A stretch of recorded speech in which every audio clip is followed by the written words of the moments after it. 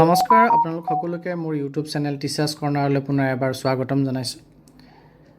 28 নৱেম্বৰ তাৰিখে executive director সমগ্ৰ শিক্ষা শ্ৰী সঞ্জয় দত্ত ছাৰৰ ফালৰ পৰা প্ৰতিখন জিলালৈ এটি নিৰ্দেশনা আহিছে আৰু নিৰ্দেশনাটোৰ বিষয়বস্তুত আছে মেগা আপাৰ দিৱস উদযাপন সম্পৰ্কে। আৰু ইয়াতে উল্লেখ কৰিছে যে 28 নৱেম্বৰলৈকে প্ৰি প্ৰাইমেৰীৰ পৰা ক্লাছ 12লৈকে 55.8% ছাত্ৰ ছাত্ৰীৰ আপাৰ আইডি জেনেৰেশ্যন হৈছে আৰু 9 to ক্লাছ 12লৈকে 62.9% ছাত্ৰ ছাত্ৰীৰ আপাৰ জেনেৰেট হৈছে আৰু এতিয়ালৈকে 3926খন বিদ্যালয় এনেকুৱা আছে য'ত এটাও আপাৰ জেনেৰেট কৰা হোৱা নাই। আৰু ইয়াতে উল্লেখ কৰিছে যে আপাৰৰ প্ৰয়োজনীয়তা কিমান সেই কথাখিনি উল্লেখ কৰিছে, কৰি লৈ পেলাই আপাৰ জেনেৰেশ্যনৰ কামটো আৰু খৰখতীয়াকৈ কৰাৰ প্ৰয়োজনীয়তা আছে বুলি এটা টাইম বাউণ্ড মেনাৰত কৰিব লাগিব বুলি ইয়াত উল্লেখ কৰিছে। আৰু তাতে উল্লেখ কৰি পেলাই কৈছে যে যিহেতু school education and লিটাৰেচি ministry of education government of ইণ্ডিয়াৰ ফালৰ পৰা ডাইৰেকশ্যন দিয়া হৈছে, সেই ডাইৰেকশ্যনৰ ওপৰত ভিত্তি কৰি পেলাই সকলো পক্ষক এইটো ৰিকুৱেষ্ট কৰা হ'ল যে তেওঁলোকে যাতে মেগা আপাৰ দিৱস উদযাপন কৰে আৰু মূলতে ইনিচিয়েটিভ ল'ব লাগে যাতে আপাৰ আইডি জেনেৰেশ্যনৰ কামখিনি কমপ্লিট হয়।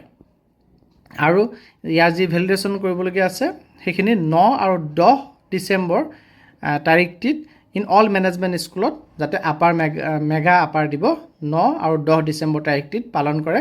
আৰু তাৰ পিছৰ পৰা গয়িং ফৰৱাৰ্ড প্ৰত্যেক মাহৰে 9 আৰু 10 তাৰিখটি যাতে মেগা আপাৰ দিৱস হিচাপে উদযাপন কৰা হয়। আৰু যদি এই 9 বা 10 তাৰিখে বন্ধ বাৰ থাকে তেতিয়া তাৰ পিছৰ ৱৰ্কিং ডেটোতে যাতে এই মেগা আপাৰ দিৱস পালন কৰে। আৰু প্ৰথমবাৰৰ কাৰণে 9 আৰু 10 ডিচেম্বৰত মেগা আপাৰ দিৱস পালন কৰিব দিছে।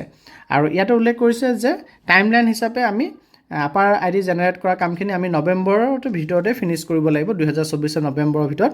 আৰু যিবিলাক ৰিমেইনিং কেছেছ আছে মানে য'ত আমাৰ ইউডাইছ প্লাছত কিবা ভুল আছে বা কিবা খেলি মেলি থকাৰ কাৰণে আমাৰ হৈ থকা নাই, তেনেকুৱাখিনি আমি ডিচেম্বৰ 2024 ভিতৰত সম্পূৰ্ণ কৰিব লাগিব। অৰ্থাৎ 2024 চনৰ ভিতৰত আমি বাই ডিচেম্বৰ 24 আমি সকলো ছাত্ৰ ছাত্ৰীৰে আপাৰ জেনেৰেট কৰা কামটো কমপ্লিট কৰিবই লাগিব এই 2024 যি বৰ্ষ, এই বৰ্ষৰ ভিতৰতে। অৰ্থাৎ যিসকল ছাত্ৰ ছাত্ৰীৰ কোনো অসুবিধা নাই তেওঁলোকক নৱেম্বৰৰ ভিতৰতে আমি কমপ্লিট কৰিব লাগিব। আৰু যিসকল ছাত্ৰ ছাত্ৰীৰ ইউডাইছ প্লাছত কিছু অসুবিধা আছে, কিছুমান স্পেচিয়েল কেছ আছে ছাত্ৰ ছাত্ৰীসকলৰ, তেওঁলোকৰখিনি আমি ডিচেম্বৰৰ ভিতৰত সম্পূৰ্ণ কৰিবই লাগিব।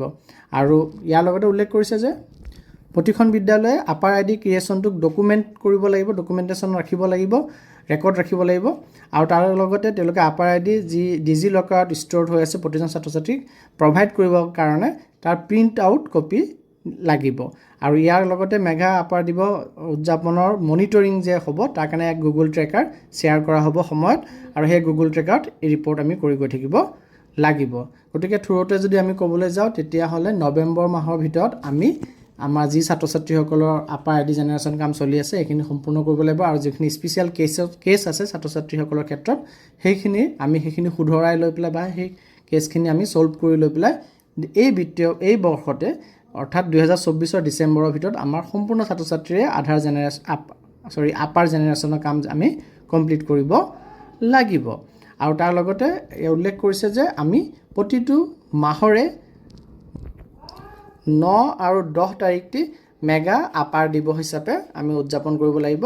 গতিকে প্ৰথম আমি 9 আৰু 10 ডিচেম্বৰত আমি এই উদযাপন কৰিম আৰু তাৰ পিছৰ পৰা প্ৰতি মাহৰে 9 আৰু 10 তাৰিখে আমি উদযাপন কৰিম। আৰু যদি এই 9 বা 10 তাৰিখটি যদি বন্ধ বাৰ থাকে, হলিডে থাকে, তাৰ নেক্সট খোলা বাৰটোত আমি মেগা আপাৰ দিৱস হিচাপে উদযাপন কৰিম।